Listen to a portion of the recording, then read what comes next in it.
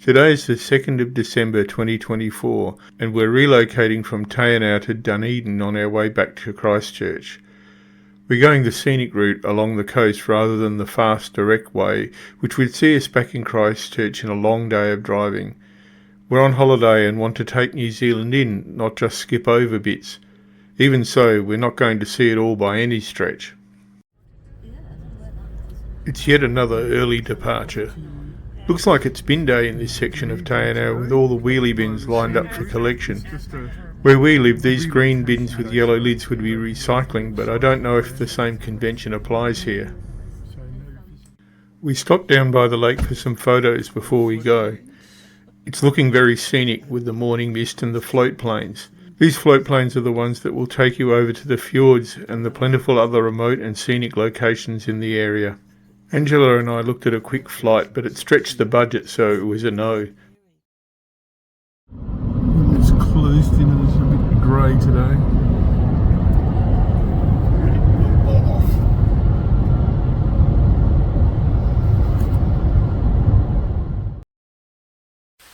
This is the Clifton suspension bridge, which you cannot drive across anymore.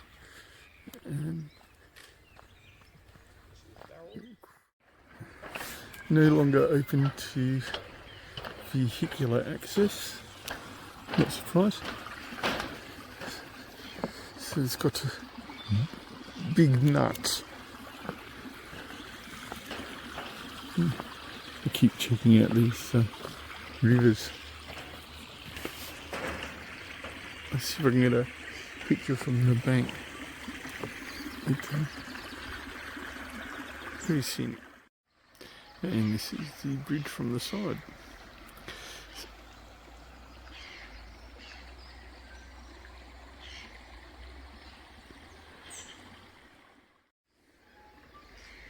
Just as a cultural note, it's quite sort of interesting being an Australian walking around through this relatively long grass here, because we'd be very cautious of snakes in an area like this, but New Zealand of course has none.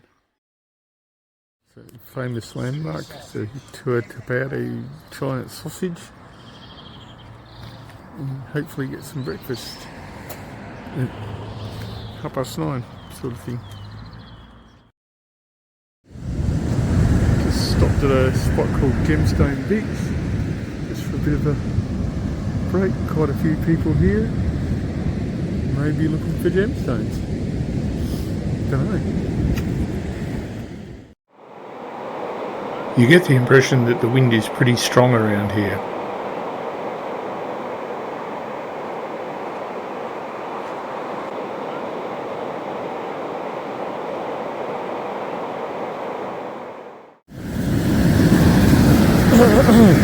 The beach itself is quite peculiar. It's not sand, it's sort of like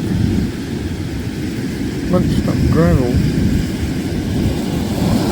Different.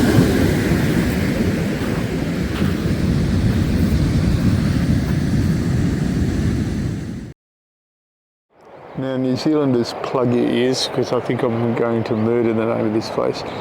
We just stopped for a leg stretch at this lookout, and I think it's Tuatuku Bay. If I got that wrong, which I inevitably have, I apologise. Tried for a selfie. I don't seem to have the knack. At least I'm obscuring the view, which seems to be part of the art of selfies. Evidently that bay back there was not Tuatuku Bay, it was Oyster Bay, and I'll have to correct when I do the video. Just so as you know, it was Florence Hill lookout too. And there was a good view of the other side there, but I missed it. What was I saying about the wind? We trundle on, admiring the scenery and reminding ourselves that this is early summer.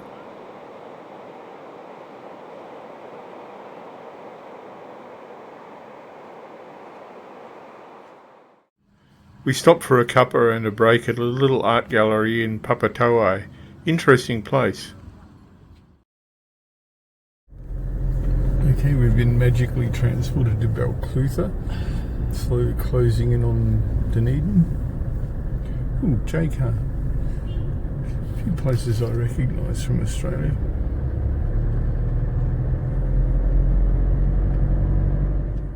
Just in case you're interested, that's Lake Waihola. Anyway, what it says on that sign. Oh, right, a little narrow gauge railway line there. See that? Boardwalk. If you're bored, you can walk along there.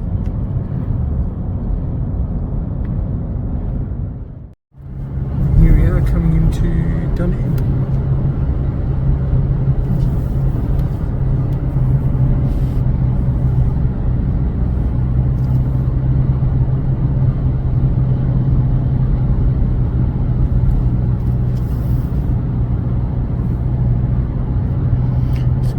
City. I didn't expect it to be this big, sort of what I actually know. We take a detour to have a look at Baldwin Street. It's in the rankings as the steepest street in the world. The fact that the footpath is steps indicates that it's nowhere near flat. The people that live here don't like tourists driving up and down all the time, so we respect that and we don't. Because you can't. Yeah, that is a nice one. Yeah, from the top. You're not supposed to park here and you can't sort of turn around and blah blah blah. But if you come up, how are you going to get out? Got to get out. That's it. It's supposed to be the world's steepest street, but I'm not, with my dicky hip, I'm not going to walk up there and try and demonstrate. After checking in at our hotel, we go for a walk. Dunedin is a regional city, but it has lots of beautiful buildings. It's a bus.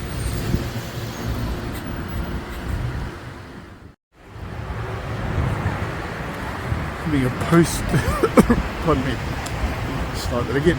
Having a post-dinner walk, coming back down to have a look at the old railway station, which is one of the very nice buildings here in Dunedin. And if you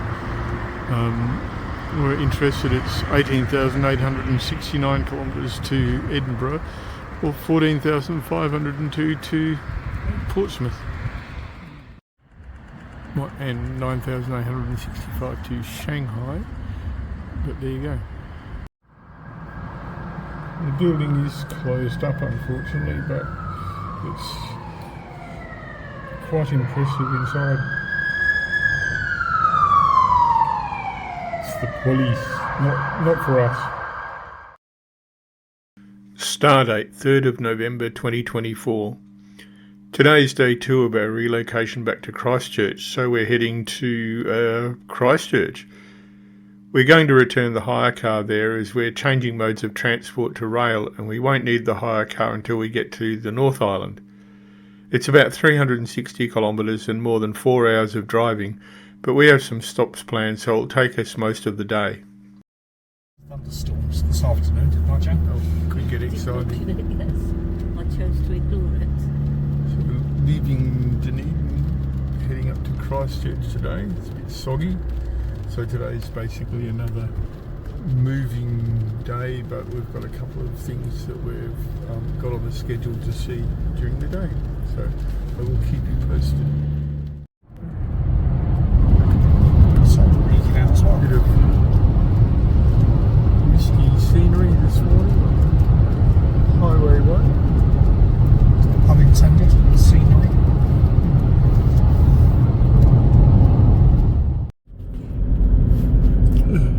Start singing Hobbit Misty Valley, Misty Mountain songs or something.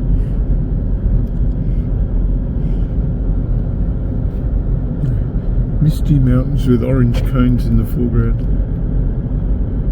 Driving into.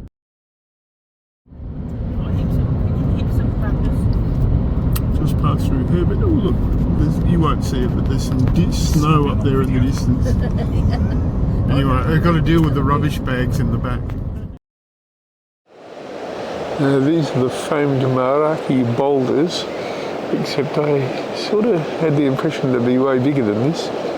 It's sort of something of a non-event. Although there's one up there that's washed out of the cliff, and I'll go stroll up there and have a look. Sort of up close, so quite interesting, but I thought they'd be somewhat larger. This is one that's broken open. It looks like a natural concretion of some kind. No, it's not a geode with crystals in or anything as wonderful as that.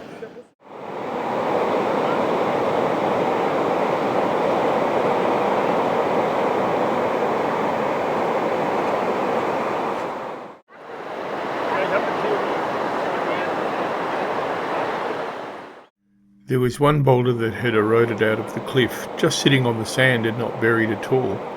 It was quite interesting, but do you think I could get as much as a photo of it without people barging in and pretending to push it or trying to climb on it? All I wanted was one photo, but that wasn't going to happen. I was just going to include some video here, people and all, but I chickened out in the end. Next stop is Anau. This town has a wonderful historic precinct, home of Steampunk HQ. There is also a little penguin or fairy penguin colony here that Andy and Jan, our travelling companions, wanted to see. These are also found in Australia and we've already seen them.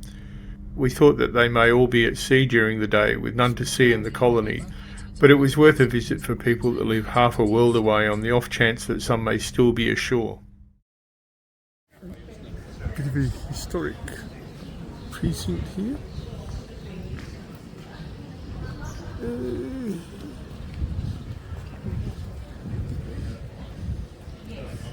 Cyclists coming through, so watch yourself. Yep, have to watch yourself with cyclists around here. A machinery thing in there. Steampunk Central. There's a big steampunk centre to my right, just down the road.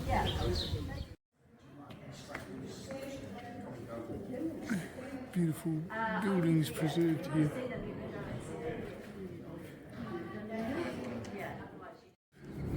Flat bottom skiff here. Seen better days, but it's a bit leaky in the sides there. I don't think it's serviceable anymore, but nice.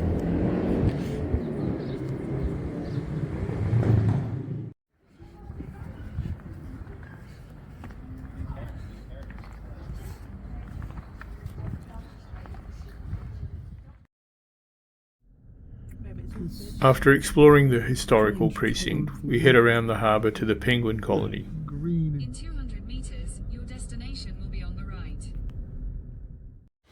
This is where the blue penguin colony is at Anau.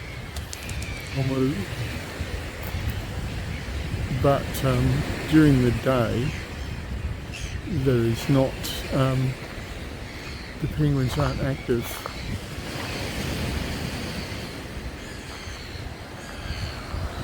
This is where they, I suppose, where they come up, out at sea.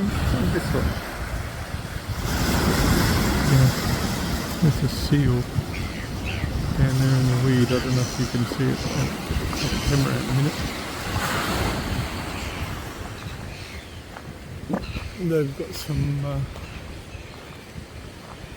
penguins in rehabilitation here, and there's Andy and Jan having a look at them. And it's a bit like Phillip Island, I think. We come up through here, so if you're here during the day, the only penguins you're likely to see are the ones in rehabilitation. They've got all these little nest boxes and that here that they would occupy. So yeah, bit of a guide for if you're coming to see the penguins. Don't just rock up during the day and expect that you're going to see a penguin colony like in the Antarctic or anything. Just notice there's some nest boxes here, so the penguins must walk under the arena there, stand, and come out through here. And they've got nest boxes here. And the distinct aroma. Here is a better shot of the seal that was just chilling in the weed near the beach. Yes, the camera microphone has a flat battery again.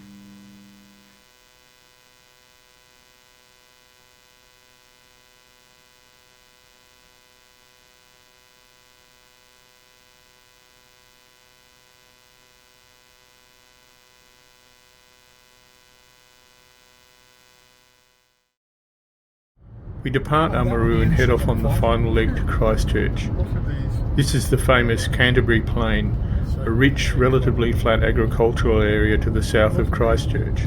Pivoting irrigation sprinklers. I've seen them before, but not as anywhere near as many as here. There's been hundreds of them all up from Dunedin.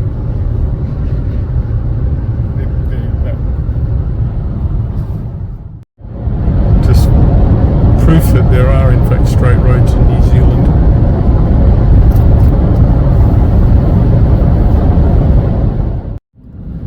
Still some mountains with some snow, about 100 k's south of Christchurch now. Just heading up Highway 1. This is the, you can see through the wind, this is the Rakia River. Sort of, this end probably isn't much good, but they helicopter fish the top end. Yes, it is very windy and blowing a lot of dust around. The Rakia is a notable fishing river, with helicopter fishing in the upper reaches for trout and salmon fishing in the lower reaches. It's also very big.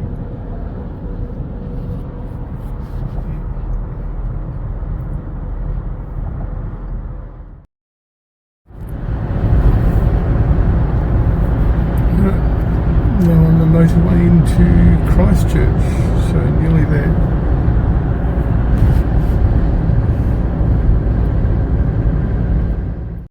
We find our accommodation, which is just around the corner from the cardboard cathedral, drop off the hire car as it's no longer needed, and head off for a leg stretch and to find some dinner. It's the 4th of December 2024, and we're having a day in Christchurch today, getting washing done and all that travelling stuff. We're going to head out from the inner city to have a look at the Christchurch gondola above Lyttelton, which is pretty much a Christchurch suburb. We have no car, so we'll just have to catch a city bus. The bus route has a stop right at the gondola station, so that's convenient. It's quite a good way of seeing the city. We always try, if there is a...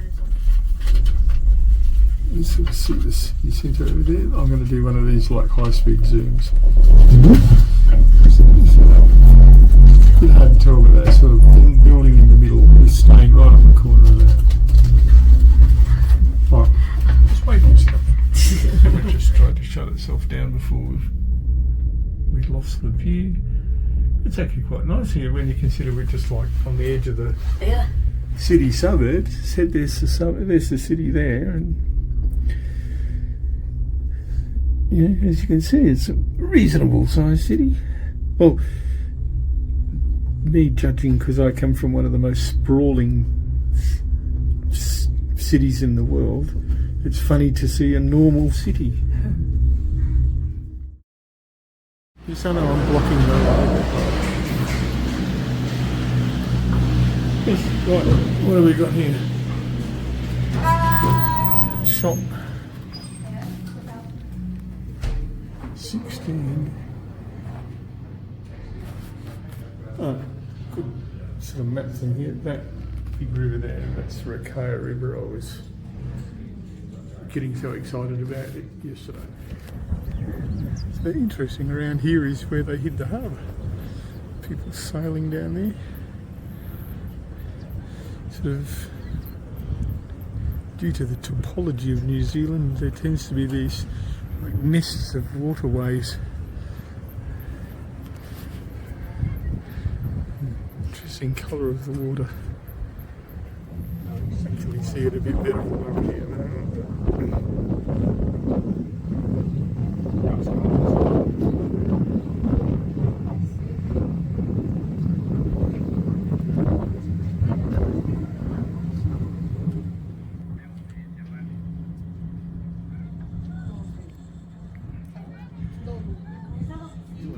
New Zealand go back to Wales.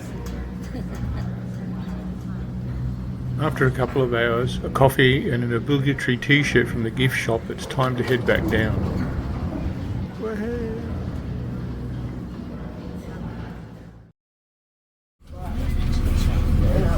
Right, heading back into the city. I just noticed I've got these little stickers here that are sort of language lesson sort of things. They're just Maori names for stuff.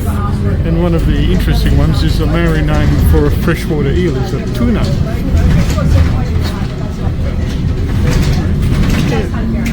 On our way back down. One thing that you can't fail to notice when walking around Christchurch is the building works, especially at the cathedral. As I mentioned in the first video, Christchurch was subjected to an earthquake in 2011.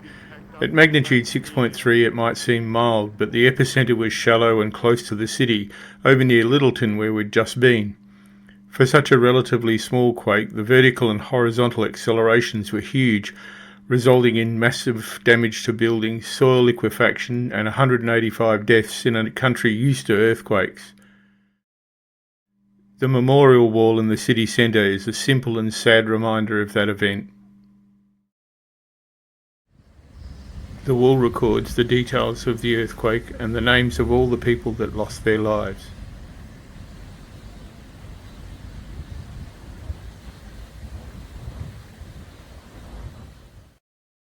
That's what I was saying the other day about the tram going through the actual wall thing. And it really does. So yeah, the tram really does come through there.